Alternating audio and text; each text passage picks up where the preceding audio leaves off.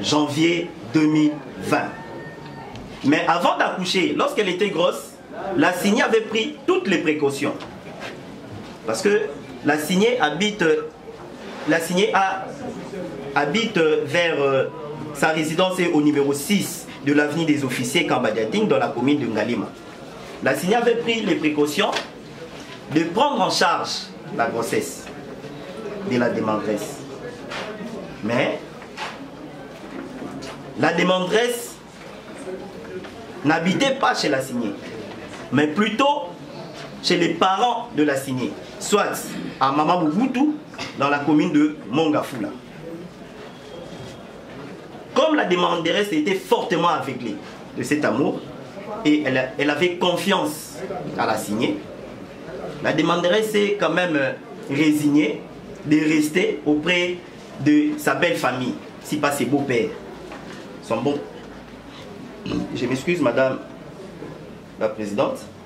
Et après sa grossesse, dès que Madame Mbemba Itomba Naomi, elle va accoucher en date du 14 janvier 2020, c'est en ces moments-là que les parents de la Signée vont demander à la demanderesse de retourner chez ses parents. Peu de temps après, la demanderesse commençait à soupçonner la Signée. Parce que la Signée ne se comportait plus comme auparavant. Mais tellement qu'elle était aveuglée de cet amour, la demanderesse ne pouvait pas prendre une décision à l'encontre de son amour.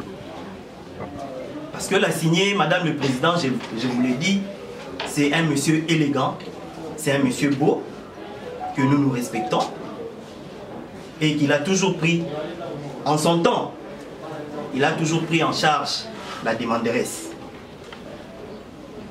Madame le Président, quelques années après, soit en 2021, la Signée va faire il va carrément s'entretenir avec une dame, une relation amoureuse, dont nous ignorons le nom jusqu'à nos jours. Mais quand même, de cette relation, la Signée va réussir cette fois-ci encore d'engrosser une autre femme, si pas la troisième femme. Et cette fois-ci, la fille, c'est encore une fille, la Signée va avoir encore une fille en 2022. La fille s'appelle Oli Joy Tawaba. La Signée ne savait quoi plus faire. De l'autre côté, la Signée a promis à la demanderesse qu'elle prendra en mariage. Et de l'autre côté, le défendeur a carrément engrossé une autre femme, si pas une troisième femme.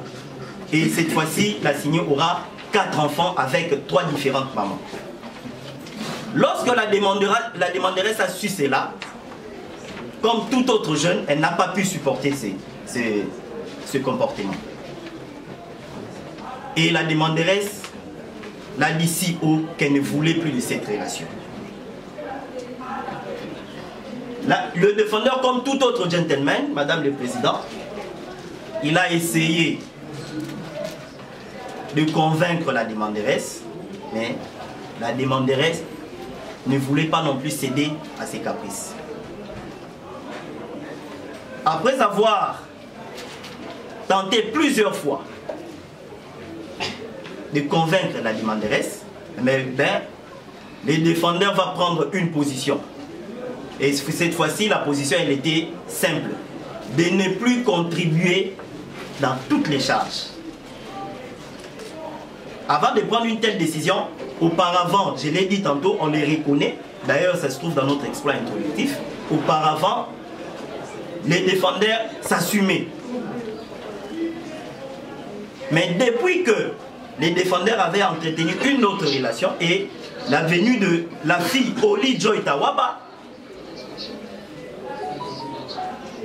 les défendeurs avaient carrément changé de comportement. Et la demanderesse ne pouvait plus continuer. Pour quel motif? Elle s'est posé tant de questions. Le monsieur m'avait promis de me prendre en mariage. Il n'a pas réalisé cette promesse. Je devrais quand même être la première. Mais malheureusement, je suis la deuxième. Et aujourd'hui, on apprend qu'il y a une troisième. Ce qui veut dire qu'il y aura encore une quatrième. Jeune de son état, la demanderesse s'est quand même permis de prendre une décision définitive. Et les défendeurs a fait une rupture, je pourrais dire graduellement, si pas mollo mollo comme on dit souvent dans des chansons que nous connaissons. La vie c'est mollo mollo. Le défendeur, auparavant, il donnait une somme importante à la demanderesse. Mais il a commencé d'abord à réduire vers les années 2023. Arrivé en 2024, au mois de janvier, le demandeur a remis la somme de 120 000 francs à la demanderesse. Février, mars, il remet la somme de 90 000 francs. Et après cela, le défendeur a fait une rupture totale.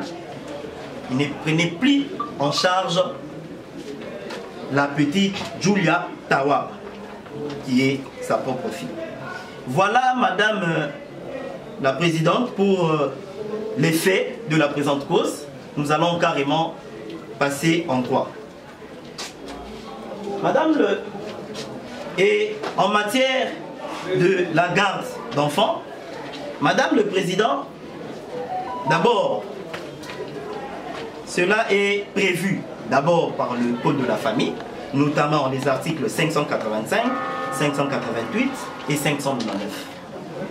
Lorsque nous lisons les dispositions du Code de la famille, nous allons constater que le Code de la famille pose l'unique condition.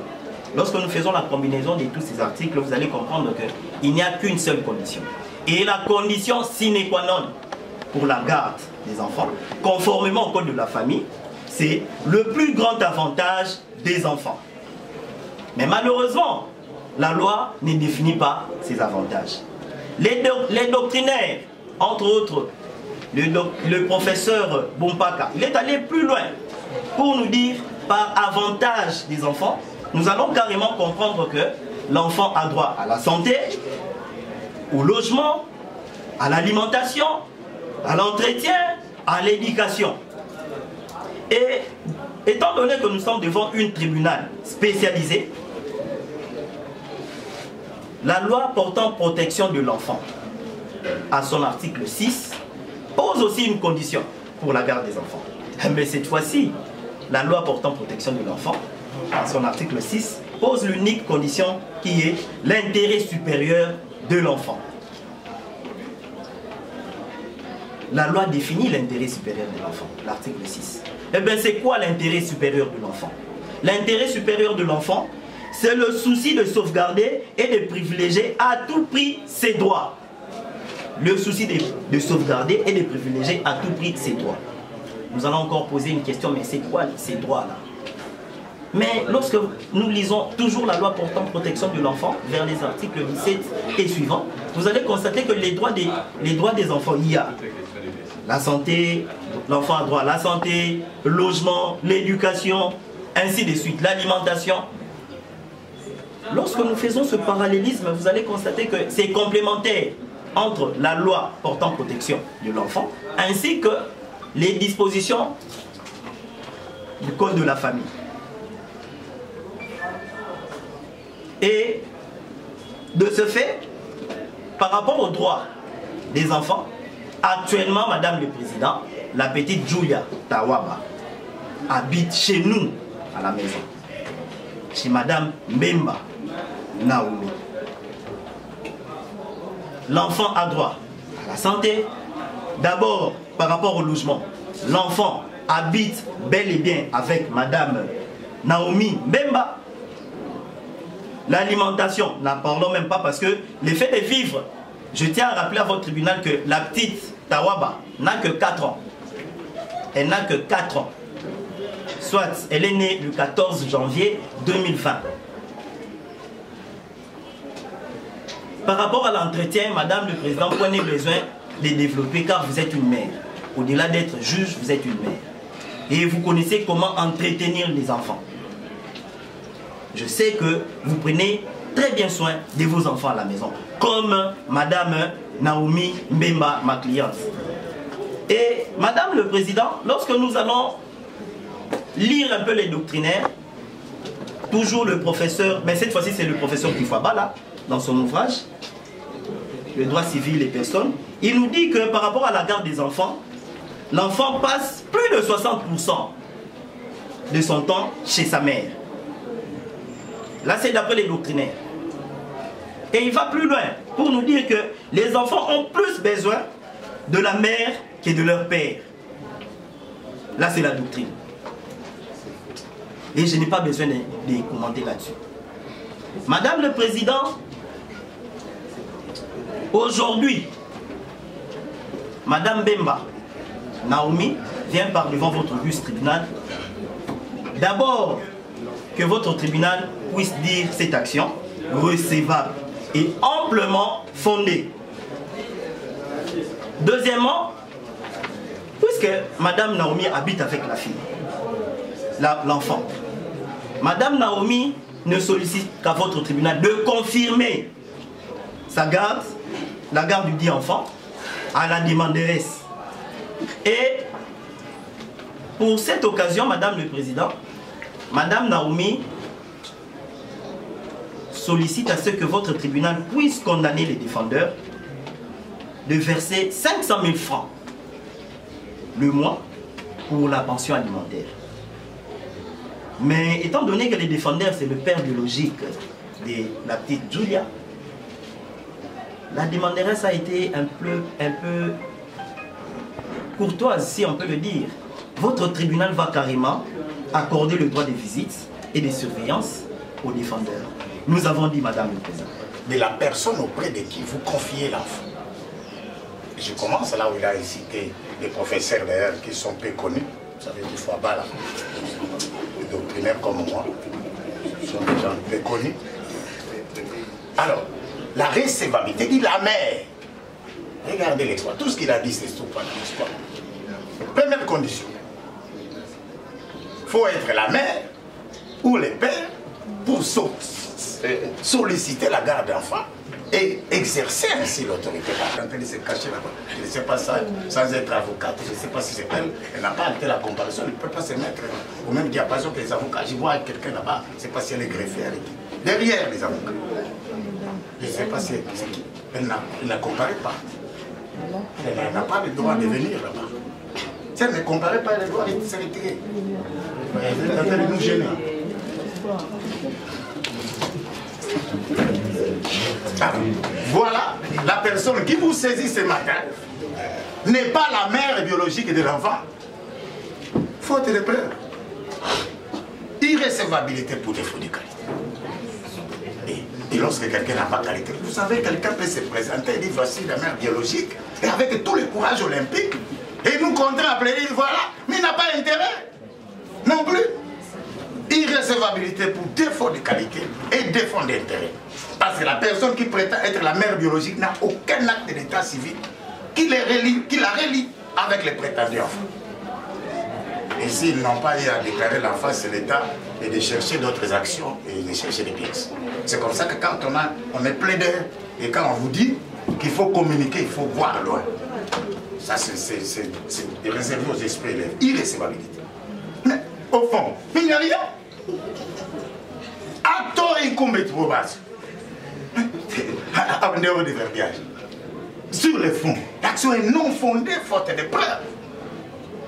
On va citer le professeur Bompara. Oui, ce sont des théories, nous avons dépassé ce stade. Oui, au fond, quelle est la preuve qui sous-tend? Et je peux même me surprendre, vous savez, même la partie va nous rappeler le temps. Parce que même après la clôture du débat, il ne pourra pas déposer des pièces. C'est ça la conséquence d'avoir renoncé.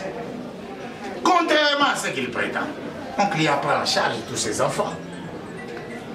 Il dit que non, il a eu des épouses après. Non, ça c'est un document officiel. Regardez la place des jours. Et on est en train de mentir ici pour dire voilà, il a eu 4 enfants après ici. Il n'a pas le droit de toucher parce qu'il a renoncé. Et j'ai produit à l'intention du tribunal. C'est ça la conséquence de défier les aînés. Il n'a pas le droit de toucher, ni de lire. Donc, mon client prend en charge tous ses enfants. Et c'est le contraire. Donc vous allez dire cette action recevable, irrecevable principalement, non fondée faute de preuves. ma note de plaidoirie immédiatement après le juge. J'ai dit. Je ne vais pas répéter. Nous sommes... Bon, je dois quand même peser mes mots, parce que je suis en face non seulement du tribunal, mais une autorité ordinaire, et que je dois beaucoup de respect. Et de ce fait, Madame le Président, je tiens à rappeler à votre auguste tribunal, ainsi qu'au ministère public, nous ne sommes tenus qu'à respecter rien que la loi. Rien que la loi. Je le dis et je répète. Nous sommes en matière de la garde des enfants. Les moyens soulevés par la partie adverse, en d'autres termes, c'est la contestation de maternité. La partie adverse a dit que devant votre auguste tribunal, qu'on n'a produit aucune pièce qui prouve que nous sommes réellement la maman de la petite Julia. Et Madame le Président, mais quant à la maternité, la filiation, contestation de la filiation maternelle, que dit la loi, Madame le Président? L'article 595, la maternité, on ne parle pas de la paternité, mais de la maternité. La maternité résulte du seul fait de naissance, point. L'alinéa 2. Elle s'établit soit par l'acte de naissance, première condition, que l'honoré confrère venait tout à l'heure de soulever qu'on n'a pas brandi l'acte de naissance. Deuxièmement, soit par une déclaration volontaire de la maternité. Je répète bien, ce n'est pas moi, c'est la loi. Une déclaration volontaire de la maternité. Troisièmement, soit par une action en recherche de paternité. Ce sont les trois conditions qui prouvent à suffisance la maternité, la filiation maternelle. Et dans le cas d'espèce, Madame le Président, lorsque vous analysez la loi, est-ce que nous tombons sur le coup de l'acte de naissance? La première hypothèse. Mais non. Mais dans le second cas, une simple déclaration. La loi le dit, une simple déclaration. Je n'invente rien. L'article 595 du Code de la famille est tellement clair et précis quant à ce. Il est sans nous doute d'ignorer ici que la petite Julia, au moment où je vous parle, la petite Julia habite chez la demanderesse. Depuis sa naissance jusqu'à nos jours, la petite Julia habite chez la demanderesse. C'est elle qui s'occupe de la petite Julia. Étant donné que nous sommes venus devant votre auguste tribunal, parce qu'on dit en droit, les faits précèdent le droit. Nous ne voulons pas continuer à vivre dans ce genre de faits. D'ailleurs, je peux le dire que cela a été fait à dessein. La demanderesse ne peut pas aller plus loin pour commettre l'usage de faux. L'acte de naissance, les défendeurs avaient pris le soin de récupérer ça bien avant. Mais le fait de ne pas avoir l'acte de naissance, cela ne n'oblige pas, cela ne contraint pas, cela ne remet pas en cause la filiation maternelle, conformément à la loi. L'article 595. Soit l'acte de naissance, soit par une simple déclaration de maternité, soit par la recherche de paternité. Ce sont les trois conditions que pose la loi. Vous et nous, nous sommes obligés de respecter la loi. Et de ce fait, vous allez carrément constater que Madame la demanderesse Naomi Mbemba a bel et bien qualité. Depuis la naissance de la petite Julia, jusqu'à nos jours, elle cohabite avec la petite Julia. Elle ne vient que par devant votre auguste tribunal, rien que de lui accorder la garde de droit, la garde des enfants de droit, pour éviter de fait. Elle a toujours habité, cohabité avec sa petite fille. Pas de droit, mais de fait. Raison pour laquelle il vient devant votre auguste tribunal de confirmer la garde des enfants. Madame le Président, étant donné qu'elle a qualité, nous avons quand même rencontré le moyen de l'honoreux confrère et j'ai dit et je vous remercie. Il n'y a que le diable qui ne charge pas. On ne fait pas la déclaration de naissance devant les tribunaux. Vous avez des connaissances limitées. La déclaration de maternité ne se fait pas devant la barre. La déclaration de maternité entraîne l'établissement de l'acte de l'état civil, qui ajoute à cette pauvre doctrine qu'il a citée ici. Donc, même la dame qui comparaît ici n'a pas produit la preuve d'être la mère. Je parle en droit. Je ne parle pas sociologie. L'acte de l'état civil de la maman, prétendu, il n'y en a pas. Et quand on était en train, c'était à son avantage qu'on sollicitait la remise. Il n'a qu'à se mordre les doigts. Irrécevabilité. Il n'a pas prouvé ici. Parce qu'on ne peut pas prétendre ici que la mère peut être aussi l'avocate qui est derrière moi. Non. Donc il ne faut pas. Donc, il n'y a pas de qualité. Parce qu'il n'a pas produit la preuve de l'état civil comme mère. Elle n'a pas produit la preuve de l'état civil de l'enfant. Et c'est ce que son conseil aurait dû faire. D'abord aller à l'état civil. Je lui donne cette consultation gratuite. Et c'est comme ça que les choses doivent se faire. Donc il ne suffit pas qu'on vous consulte et vous n'avez pas de pièces, vous venez. Et voilà, ayez pitié parce que vous êtes mère. Et depuis quand les juges est mère? Les juges n'aiment ni mère ni père. Il dit voilà, ayez pitié de moi. Non, vous n'êtes pas une femme. Vous êtes des juges. Ayez pitié de nous et donnez-nous la garde. Non, il n'y a pas de pitié ici. Défaut de qualité, bref, vous savez tous les temps. Et comme ils ont renoncé, ils n'auront que des yeux pour pleurer. Donc ils ne déposeront aucune pièce après.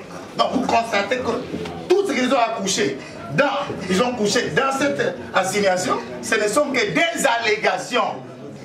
Et puis, vous savez, nous on a...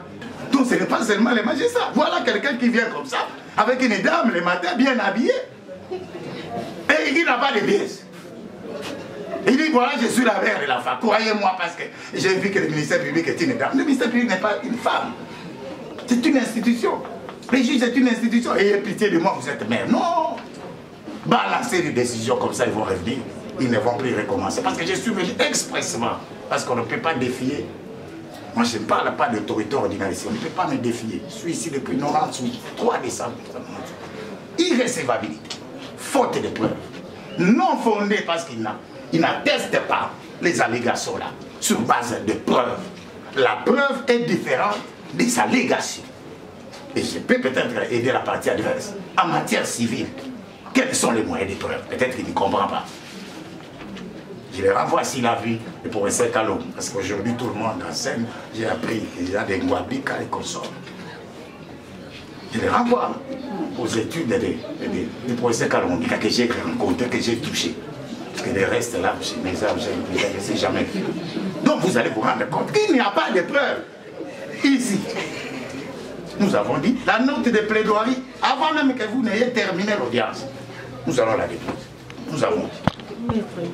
Madame, nous sommes défendeurs sur exception. Dans les 3 hypothèses, nous sommes dans quel cas? La maternité de l'enfant, actuellement la petite Julia, a 4 ans, Madame le Président. 4 ans. Elle a toujours, depuis sa naissance jusqu'à nos jours, elle a toujours, mais alors toujours, cohabité avec sa maman.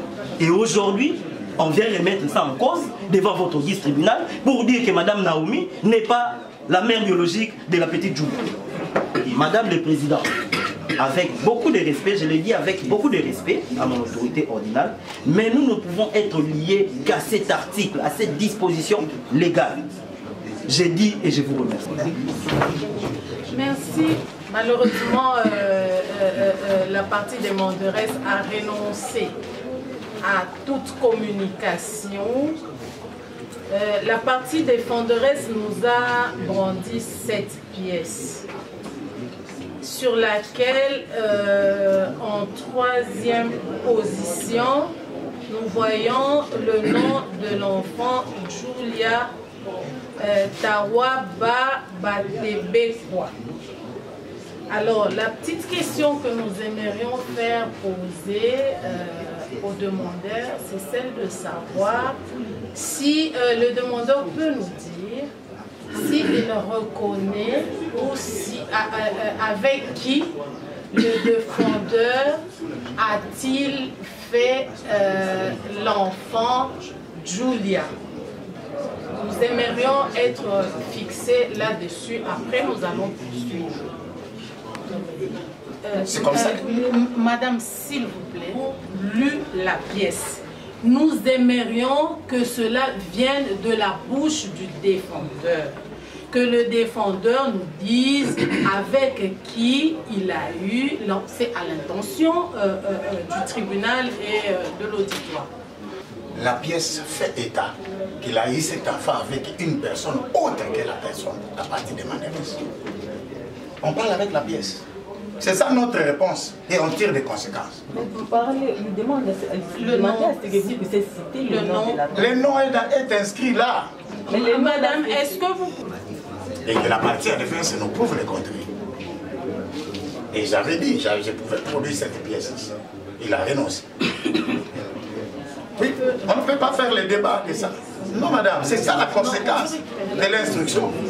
C'est ça la conséquence. Madame, avec votre autorisation, la partie en défense, oui, c'est ce que je vous dis. C'est ça la conséquence de la communication des pièces, madame. Je l'ai dit expressément. Parce que la partie en défense a dit qu'il a renoncé. La conséquence, c'est que le ministère public, Madame, avec l'autorisation, je donne au ministère public, à condition que la partie ne le touche pas. Parce qu'il a renoncé. En face de nous une pièce qui n'est même pas en original, qui est en photocopie libre et qui dit que M. Tawaba Luswasu a fait 4 enfants avec son épouse Chita Misenga. Alors, nous aimerions être fixés sur l'authenticité de cette pièce parce que la partie demanderesse allègue qu'à ce jour, elle vit avec l'enfant Julia Tawaba et que la partie demanderesse soutient. Quand je m'en tiens à l'assignation, il est dit à la requête de Madame Bemba Itomba Naomi, qui se dit être enfant de mère de l'enfant Julia Tawaba. Et la partie défenderesse nous produit une photocopie libre d'un document dont nous ignorons l'authenticité et conteste la maternité de la demanderesse. Alors, nous allons donner notre avis. Je voudrais, avec votre autorisation, comme c'est une question que nous puissions répondre, en matière civile, c'est ça la réponse, il faut que cela soit entendu même de la partie adverse. Et quand j'étais en train de solliciter la remise entre les parties, on nous communique que les photocopies et nous allons certifier cette pièce. Non, je n'ai pas à être contredit par la partie adverse. Je ne voudrais pas lui manquer de respect. Parce que c'est le contraire membre du Conseil de l'ordre sans avoir communiqué les pièces. Je ne fais pas les débats avec lui concernant la pièce parce qu'il a renoncé. Et c'est comme ça que la justice est comme un jeu de dames. Je vais certifier cette pièce-là et je vais produire les originaux à votre intention. Et je ne la produirai pas à l'intention de la partie qui a renoncé. Et c'est un moyen de défense. Et vous savez, le problème, c'est que beaucoup de gens confondent. Ici, nous ne contestons pas la maternité. La recevabilité, c'est une condition de recevabilité d'une action. La qualité. Et voilà, les juristes apépristes, ils disent, voilà, je conteste la maternité. Non. Avant d'entrer au fond, la qualité, l'objet, l'intérêt, ce sont des conditions de recevabilité de toute action. Et puis des gens qui viennent, à peine, moi je suis parmi les précurseurs du tribunal pour enfants. Et des gens qui viennent à peine d'arriver, ils vont vous faire croire que lorsqu'on est devant le tribunal pour enfants, quand on n'a pas la qualité, on doit recevoir cette action. Et c'est ça, cette école-là, pépriste, minimaliste, qui vient de ce partout. Même en matière d'enfants, oui. Non mais je vous dis, madame, c'est-à-dire qu'on ne l'a pas été, je retire, madame. Et nous plaidons aussi à titre pédagogique. Même devant les tribunaux pour enfants, on dit on est mère, on dit on est mère. On me demande à moi de dire si elle est mère. C'est ça la question. Nous disons qu'elle n'est pas mère parce qu'elle n'a pas produit la preuve. Ici, c'est la défense. La pièce ici sera produite, certifiée. Donc à ce stade ici, nous n'avons pas besoin de produire les origines. Parce que la partie adresse n'a rien. Nous avons dit. Malheureusement, avant de demander lorsque le tribunal invite les parties à plaider, nous avons pris la parole et avons insisté sur le fait qu'il y avait une sommation et que si le demandeur renonçait à toute communication, que ceci avait été fait. Nous avons suivi les débats, nous avons fait poser une question afin d'éclairer notre religion et pour notre part, la partie défenderesse a soulevé deux moyens. La première, celle de l'irrecevabilité de l'action pour défaut de qualité, faute de preuves. Et en soutenant son moyen, la partie défenderesse dit que de l'autre côté, on n'a produit aucune pièce, ni de l'état civil, attestant que la partie demanderesse serait bel et bien la mère de l'enfant, Julia, pour laquelle elle sollicite la garde. Aussi, la partie défenderesse a soulevé un moyen lié au non-fondement de l'action, faute de preuves.